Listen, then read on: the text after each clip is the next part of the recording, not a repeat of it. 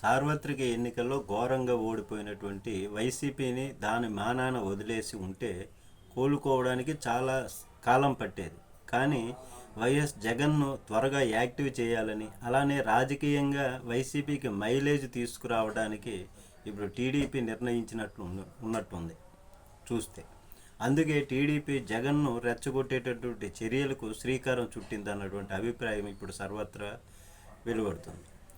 పొగాకు పంటకు గిట్టుబాటు ధర లభించక తీవ్ర ఇబ్బందులు పడుతున్నటువంటి రైతాంగాన్ని పరామర్శించడానికి జగన్మోహన్ రెడ్డి పొదిలికి వెళ్ళాలని నిర్ణయించుకున్నారు. ఈ సందర్భంలో బుధవారం పొదిలికి జగన్ వెళ్ళారు. ఈ సమయంలోనే టీడీపీకి చెందినటువంటి మహిళలతో పాటు ఇతర కార్యకర్తలు నల్ల బ్యాడ్జీలతో నిరసన చేపట్టారు. ఇటీవల అమరావతి మహిళలపైన సాక్షి ఛానల్లో అభ్యంతరకర కామెంట్స్ నేపథ్యంలో జగన్ పర్యటనను అడ్డుకోవడానికి వెళ్ళటం గమనార్హం. ఈ సందర్భంగా భారీగా వచ్చినటువంటి వైసీపీ శ్రేణులు సదరు టీడీపీ శ్రేణులు మధ్య చిన్నపాటి గొడవ జరిగింది. పరస్పరం చెప్పులు రాళ్ళు విసురుకున్నారు. ఈ సందర్భంగా కాసేపు ఉద్రిక్తత. ఇలాంటి చర్యలతో టీడీపీ ఏం సాధించాలని కోరుకుంటుందో తెలియదు, కానీ రాజకీయంగా నష్టపోతామనే స్పృహ కోల్పోతుంది. పొగాకు రైతులకు పరామర్శించడానికి జగన్ వెళితే అడ్డుకోవాల్సినటువంటి అవసరం టీడీపీకి ఏమొచ్చిందో వాళ్ళకే తెలియాలి.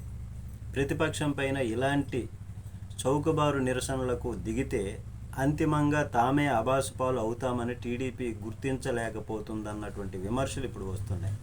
ఇలాంటి దుందుడుకు చర్యలతో రాజకీయంగా జగన్కు త్వరగా వైసీపీకి మరింత మైలేజ్ పెరగడమే తప్ప నష్టమేమీ లేదనేటటువంటి కామెంట్స్ ఇప్పుడు వినిపిస్తున్నాయి.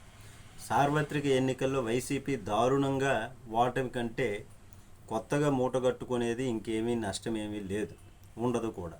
11 సీట్లకు పడిపోవడమే వైసీపీకి కోలుకోలేనటువంటి నష్టం. ఇంకా అంతకంటే నష్టం ఇంకేముంటుంది? ఇక ఏదైనా ఉంటే పుంజుకోవడమే తప్ప. 40% ఓట్ బ్యాంక్ ఉంది, ఆ 40% నుంచి పెరుగుతుంది తప్ప తరగదు. ఇప్పుడు వచ్చినటువంటి ఈ సంకీర్ణ కూటమి ప్రభుత్వం చంద్రబాబు నాయుడు గారి ఆధ్వర్యంలో వాళ్ళు ఇస్తామన్నటువంటి సంక్షేమ పథకాలు అభివృద్ధి చేస్తే వాళ్ళకి బాగానే ఉంటుంది. అది చేయకపోయినా ఈ 40%కి ఓట్ బ్యాంక్కి ఇంకా యాడ్ అయ్యే ఉంటుంది. మరి యాడ్ అయినప్పుడు 2028లోనో 2029లోనో ఎన్నికలు జరిగితే ఎవరు అధికారంలోకి వస్తారన్నది తేటతెల్లం అవుతుంది. వైసీపీ శ్రేణుల్లో ఈ విధమైనటువంటి చర్యలు చేస్తే కసి పెరుగుతుంది తప్ప ఈ వాస్తవం టీడీపీకి అర్థమవుతున్నట్లు లేదు. ఎంతైనా అధికారంలో ఉన్న పార్టీ కదా. టీడీపీ పెద్దల మెప్పు కోసమే, మెప్పు కోసమో లేదా మరే కారణమో తెలియదు, కానీ అతి చేయడము, ఓవర్ యాక్షన్ వల్ల రాజకీయంగా నష్టం జరుగుతుందనేది తెలుసుకోవాలి అని అంటున్నారు ఇప్పుడు రాజకీయ నిపుణులు. నమస్తే.